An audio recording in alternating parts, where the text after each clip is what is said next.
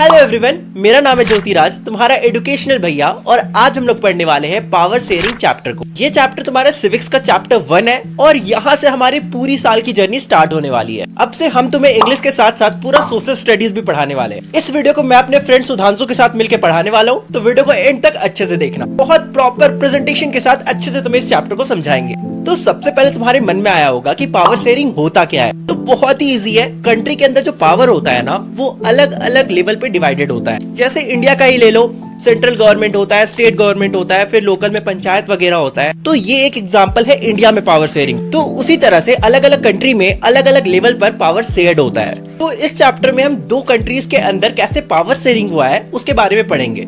सबसे पहला कंट्री है बेल्जियम एंड दूसरा कंट्री है श्रीलंका। तो सबसे पहले हम लोग पढ़ने वाले हैं बेल्जियम के बारे में। तो बेल्जियम एक बहुत ही छोटा सा कंट्री है जो कि यूरोप में पाया जाता है। और बेल्जियम का जो पूरा एरिया है ना, वो हमारे इंडियन स्टेट हरियाणा से भी छोटा है। और बेल्जियम का जो पॉपुलेशन है वो बस 1 करोड़ है, जो कि हरियाणा का हाफ पॉपुलेशन होता है। वैसे बेल्जियम अपने बॉर्डर्स को नीदरलैंड, जर्मनी और फ्रांस के साथ शेयर करता है। मतलब कि बेल्जियम के बगल में नीदरलैंड, फ्रांस और जर्मनी जैसे कंट्रीज आते हैं। अब तुम लोग ध्यान से मैप में नजर डालो। ये जो बेल्जियम का ऊपर वाला हिस्सा है ना, इसे फ्लेमिश रीजन बोलते हैं और यहाँ पे 59% डच रहते हैं। और ये जो बेल्जियम के नीचे वाला हिस्सा है, इसे हम वलोनिया रीजन बोलते हैं और यहाँ पे 40% फ्रेंच पीपल रहते हैं। और ये जो तुम्हें बीच में छोटा सा जगह दिख रहा है ना, ये ब्रुसेल्स है, जो कि बेल्जियम का कैपिटल है। एंड यहाँ पे कहानी पूरा उल्टा है। यहाँ पे 80% फ्रेंच पीपल रहते हैं एंड सिर्फ 20% डच पीपल रहते हैं। वैसे बेल्जियम में 1% जर्मन पीपल भी रहते हैं। हालांकि उनके बारे में हमें ज्यादा नहीं पढ़ना है क्योंकि उनका पॉपुलेशन बहुत कम है। अब देखो, इस मैप को देखकर तुम्हें क्या समझ में आया कि सेंट्रल लेवल पे, मतलब पूरे कंट्री में, डच की पॉपुलेशन ज्यादा है और फ्रेंच की पॉपुलेशन कम है। लेकिन वहीं पर बेल्जियम के कैपिटल में फ्रेंच की पॉपुलेशन ज्यादा है और डच की पॉपुलेशन कम है। अब ऑब्वियसली इसके कारण पावर शेयरिंग में थोड़ा तो फर्क पड़ेगा ही, जिसके बारे में हम आगे पढ़ेंगे। अब देखो, इन कारणों से क्या होता है, 1950 और 1960 के बीच में फ्रेंच स्पीकिंग कम्युनिटी और डच स्पीकिंग कम्युनिटी के बीच में टेंशन बढ़ जाती है। और ये जो टेंशन थी ना, ये बेल्जियम के कैपिटल ब्रुसेल्स में तो और भी ज्यादा बढ़ गई थी। और इसके दो मेन रीजंस है। पहला रीजन ये है कि जो फ्रेंच स्पीकिंग कम्युनिटी थी ना,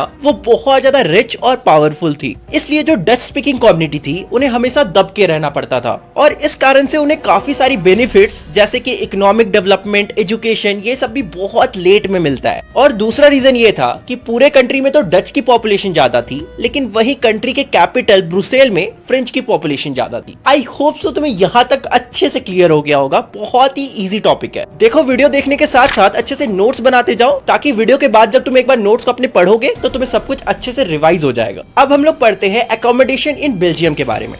तो जैसे कि तुम लोगों ने देखा, फ्रेंच और डच स्पीकिंग कम्युनिटी के बीच में टेंशंस बढ़ते जा रहे थे और किस तरह से डच स्पीकिंग कम्युनिटी सप्रेस हो रही थी। तो अब हम अगले टॉपिक में ये जानेंगे कि बेल्जियम के गवर्नमेंट ने ऐसे कौन से एक्शंस लिए जिससे ये सारे टेंशन सॉल्व हो गए। और इस टॉपिक का नाम है accommodation in Belgium. In problems को दूर करने के लिए बेल्जियम में टोटल 4 कॉन्स्टिट्यूशन में बदलाव हुए, यानी कि कॉन्स्टिट्यूशन को 4 बार अमेंड किया गया। और ये सारे बदलाव 1970 और 1993 के बीच में हुए। तो अब हम एक एक करके जानेंगे कि वो कौन कौन से चेंजेस थे। तो पहला जो चेंज था वो ये था कि सेंट्रल गवर्नमेंट में जितने भी मिनिस्टर्स रहेंगे, उसमें से 50% डच स्पीकिंग कम्युनिटी के होंगे और 50% फ्रेंच स्पीकिंग कम्युनिटी के होंगे। तो दूसरा चेंज ये था कि कंट्री में जब भी कोई स्पेशल लॉज लाने होंगे तो वो दोनों कम्युनिटीज के मिनिस्टर्स के इक्वल मेजोरिटी सपोर्ट के बाद ही बनेंगे। और तीसरा सबसे बड़ा जो चेंज था वो ये था कि स्टेट गवर्नमेंट जो है उसको ज्यादा पावर्स दिए जाएंगे और वो सेंट्रल गवर्नमेंट के सबऑर्डिनेट नहीं रहेगी, यानी कि वो सेंट्रल गवर्नमेंट के नीचे नहीं रहे। और चौथा जो चेंज था वो ये था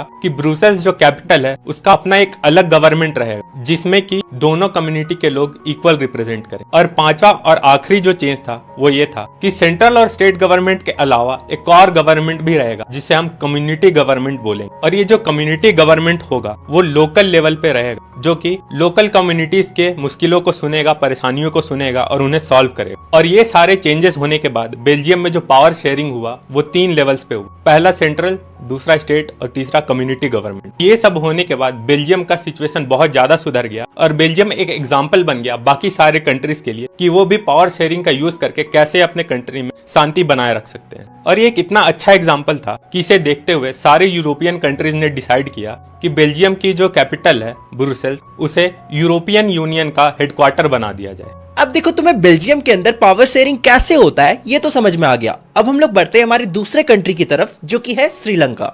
अब देखो कुछ बच्चों वाली चीजें हैं जो तुम्हें पता ही होगा, जैसे कि जो श्रीलंका है वो आइलैंड नेशन है, मतलब वो समुद्र के बीच में लाई करता है। श्रीलंका की जो पॉपुलेशन है वो 2 करोड़ है और उसकी जो कैपिटल है वो कोलंबो है। ये सारे फैक्ट्स को याद रखना 1 नंबर के क्वेश्चंस में आ सकता है। अब देखो सबसे पहले हम लोग ये देख लेते हैं कि श्रीलंका में किस किस टाइप के लोग रहते हैं, मतलब कि बेसिकली हम श्रीलंका के एथनिक कॉम्पोजिशन को देख लेते हैं। तो यहाँ पे तुम लोग देख सकते हो कि श्रीलंका में 74% लोग सिन्हालाज लैंग्वेज को बोलते हैं जो कि बुद्धिस्ट हैं। 18% लोग तमिल बोलते हैं जो कि दोनों हिंदू और मुस्लिम है, एंड बचे हुए 7% तुम्हारे क्रिश्चियंस हैं। अब यहाँ पे ध्यान से देखो, ये जो 18% तमिल लोग हैं ना, ये लोग भी 2 कैटेगरी में डिवाइडेड है। नहीं, मैं हिंदू मुस्लिम की बात नहीं कर रहा, मैं यहाँ पे नेटिव तमिल और इंडियन तमिल्स की बात कर रहा हूँ। नेटिव तमिल वो तमिल पीपल है जो कि वही श्रीलंका में बॉर्न हुए थे, मतलब वहीं के रहने वाले हैं। लेकिन वही इंडियन तमिल्स वो तमिल्स हैं जो इंडिया से श्रीलंका सिर्फ टी प्लांटेशन के लिए लाए गए हैं। तो अब तुम्हें ये समझ में आ गया कि श्रीलंका के अंदर किस किस कम्युनिटी के लोग रहते हैं। अब देखो आगे बढ़ने से पहले हमने बेल्जियम में क्या देखा था, हमने ये देखा था कि वहाँ की गवर्नमेंट ने कितने अच्छे से पावर शेयरिंग किया था, जिस वजह से उनके कंट्री में फ्रेंच और डच कम्युनिटी के लोग बहुत ही अच्छे से रहने लगे। तो बेल्जियम एक अच्छा एग्जाम्पल था पावर शेयरिंग का। लेकिन अभी हम लोग देखेंगे कि श्रीलंका की गवर्नमेंट ने कितनी बड़ी बेवकूफी की पावर शेयरिंग ना कर। चलो हम लोग अच्छे से 3 पॉइंट में समझते हैं। 1956 में श्रीलंका में एक ऐसा लॉ पास किया गया जिसमें सिन्हालास को ऑफिशियल लैंग्वेज बना दिया गया और तमिल को इग्नोर कर दिया गया। फिर सेकंड पॉइंट है, गवर्नमेंट ने सिन्हाला स्पीकिंग कम्युनिटी को यूनिवर्सिटी पोजीशंस देने लगे और गवर्नमेंट जॉब में भी ज्यादा फेवर करने लगे। और जो नया कॉन्स्टिट्यूशन बनाया गया उससे ये पता चल रहा था कि जो श्रीलंकन गवर्नमेंट है वो बुद्धिज्म को ज्यादा सपोर्ट कर रही है और ज्यादा प्रमोट भी कर रही है। तो जैसा कि हम लोगों ने देखा, श्रीलंका की गवर्नमेंट जो है वो सिन्हालास के लैंग्वेज, कल्चर और रिलीजन को काफी ज्यादा प्रेफरेंस दे रही थी, वहीं तमिल्स के लैंग्वेज, कल्चर और रिलीजन को इग्नोर किया जा रहा था। ये सब देखते हुए तमिल लोगों को ऐसा लगा कि श्रीलंका की गवर्नमेंट उन्हें इक्वल पॉलिटिकल राइट्स नहीं दे रही और उनके कॉन्स्टिट्यूशनल राइट्स को छीना जा रहा है। तमिल लोगों को ऐसा लगा कि उनके साथ डिस्क्रिमिनेशन हो रहा है। ये सब जानने के बाद तमिल लोग चुप तो रहते नहीं, तो उन लोगों ने श्रीलंका की गवर्नमेंट के खिलाफ प्रोटेस्ट कर दिया। जब उन लोगों ने प्रोटेस्ट किया तो उन्होंने कुछ मांगे रखी। उन लोगों की क्या क्या मांगे थी, आइए हम एक एक करके जानते हैं। उनका पहला डिमांड ये था कि तमिल को भी ऑफिशियल लैंग्वेज बनाया जाए। इससे पहले सिर्फ सिन्हाला ऑफिशियल लैंग्वेज थी। और जो दूसरा डिमांड था वो था रीजनल ऑटोनॉमी। रीजनल ऑटोनॉमी यानी श्रीलंका का वो हिस्सा जिसमें तमिल्स लोग ज्यादा रहते थे, वो लोग ये चाहते थे उस हिस्से को एक अलग गवर्नमेंट दिया जाए जो कि सिर्फ तमिल लोगों के फेवर में वहाँ के लॉज को बनाए और तमिल लोगों के इंटरेस्ट को सुना जाए। तीसरा डिमांड था वो था उनका इक्वल जॉब अपॉर्चुनिटीज और इक्वल एजुकेशन का। ये तीनों डिमांड रखने के बाद जब तमिल लोगों को ऐसा लगने लगा कि गवर्नमेंट उनकी किन्हीं भी डिमांड को नहीं सुन रही है, तो उन्होंने फाइनली एक अलग देश का ही डिमांड कर दिया। वो लोग ये चाहते थे कि श्रीलंका का जो नॉर्थ और ईस्टर्न एरिया है उसमें उन्हें एक अलग देश मिल जाए जिसका नाम वो लोग तमिल इलम रखना चाहते थे। अभी तक तो सब कुछ पीसफुली चल रहा था, लोग प्रोटेस्ट भी पीसफुली कर रहे थे। जब गवर्नमेंट ने किसी भी मांग को नहीं सुना तो ये प्रोटेस्ट देखते देखते बहुत ही ज्यादा वायलेंट हो गया और फाइनली ये एक सिविल वॉर में कन्वर्ट हो गया, जिसमें बहुत से लोगों ने अपनी जान खोई, बहुत से लोगों को अपना देश छोड़ के जाना पड़ा, जिसके कारण वो लोग रिफ्यूजीज बन जाए। रिफ्यूजीज का मतलब वो लोग होता है जब किसी भी वॉर के कारण लोगों को अपना देश छोड़ना पड़ता है और वो जब दूसरे देश में जाते हैं तो उस देश में वो लोग रिफ्यूजीज कहलाते। तो बहुत से लोगों को अपना घर छोड़ना पड़ गया और बहुत से लोग अपना जीवन खो गए। तो यहाँ तक था श्रीलंका का स्टोरी। तो अभी तक हमने 2 कंट्रीज के बारे में पढ़ा, एक बेल्जियम और एक श्रीलंका। तो हमने देखा कि कैसे इन दोनों कंट्रीज ने अपने अपने सिचुएशन को, जो कि ये था कि वहाँ के कम्युनिटीज के बीच में आपसी लड़ाई थी, उसको उन्होंने कैसे हैंडल किया। पहले तो जैसे कि हमने बेल्जियम के बारे में देखा, उन लोगों ने इसको बहुत ही अच्छे से हैंडल किया। उन्होंने 4 अलग अलग कॉन्स्टिट्यूशन चेंजेस किए ताकि बेल्जियम में पीस आए।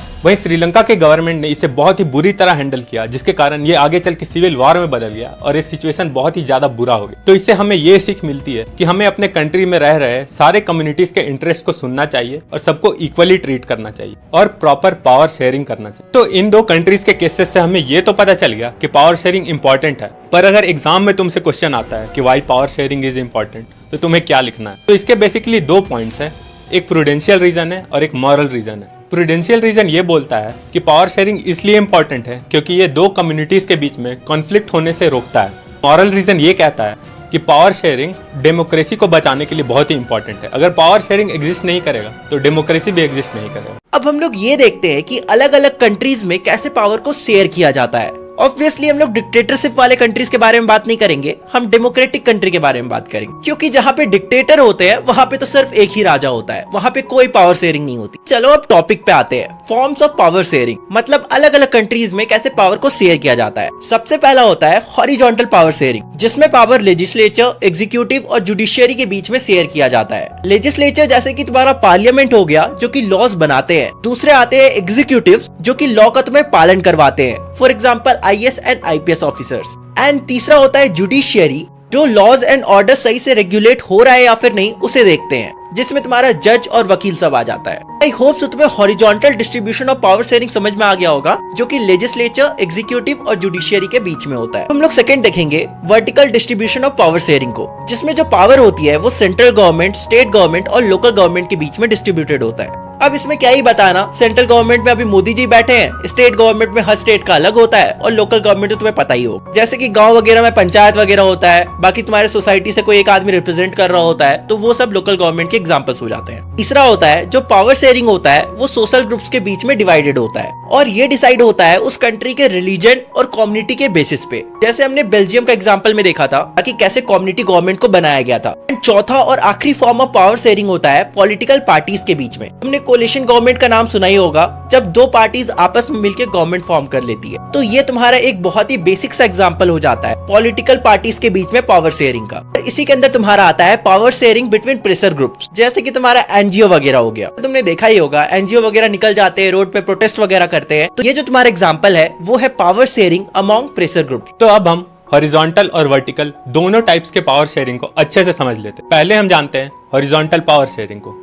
तो जो गवर्नमेंट के तीनों बॉडीज हैं, लेजिस्लेचर, एग्जीक्यूटिव और जुडिशियरी, वो तीनों सेम लेवल पे होते हैं, यानी उन्हें सेम लेवल का पावर मिला हुआ होता है अपने फील्ड में। यानी कि लेजिस्लेचर किसी भी टाइप के लॉ को बनाने की पावर रखता है, वहीं एग्जीक्यूटिव उस लॉ को अच्छे से एग्जीक्यूट कर पाए उसके लिए उसके पास अनलिमिटेड पावर्स होते हैं, वहीं जुडिशियरी के पास उस लॉ एंड ऑर्डर को मेंटेन करने के लिए अनलिमिटेड पावर्स होते हैं। तो ये जो पावर्स हैं ये सेम लेवल पे एग्जिस्ट करते हैं और ये जो तीनों पावर्स हैं ये एक दूसरे के काम में इंटरफेयर नहीं कर सकते हैं, ये इंडिविजुअली एग्जिस्ट करते हैं और ये इंडिविजुअली काम करते हैं। इस टाइप का जो पावर शेयरिंग है ये इंश्योर करता है कि जो हाईएस्ट लेवल का पावर है वो किसी एक ऑर्गेनाइजेशन या किसी एक आदमी के पास नहीं जाए। अगर ये ऐसा हो जाता है तो फिर उसे हम पावर शेयरिंग नहीं बोलेंगे, उसे हम फिर डिक्टेटरशिप बोलेंगे। हॉरिजॉन्टल पावर शेयरिंग पावर को बैलेंस में रखता है। अब हम जानते हैं वर्टिकल पावर शेयरिंग के बारे में। देखो, गवर्नमेंट के अंदर ही लेवल्स बने हुए हैं। पहला आता है सेंट्रल गवर्नमेंट, उसके नीचे आता है स्टेट गवर्नमेंट और उसके नीचे आता है लोकल गवर्नमेंट। तो इसे vertical level of power sharing बोलते हैं। इस टाइप के गवर्नमेंट को हम फेडरल फॉर्म ऑफ गवर्नमेंट भी बोलते हैं। अगर वर्टिकल पावर शेयरिंग नहीं होगा तो एक बड़ा ऑटोनोमस बॉडी जो सेंट्रल गवर्नमेंट है वो अकेले सारे रीजन्स को अच्छे से कंट्रोल नहीं कर पाएगा, तो सारे लोगों के इंटरेस्ट को सुना नहीं जाएगा। तो देखो, जैसे लोकल में पंचायती राज सिस्टम है तो उसमें हर एक व्यक्ति पंचायत में जाके अपने प्रॉब्लम्स को बता सकता है। उससे ये इंश्योर होता है कि हर एक व्यक्ति के प्रॉब्लम को सुना जाए और उसे सॉल्व किया जाए। वहीं अगर सिर्फ सेंट्रल गवर्नमेंट होती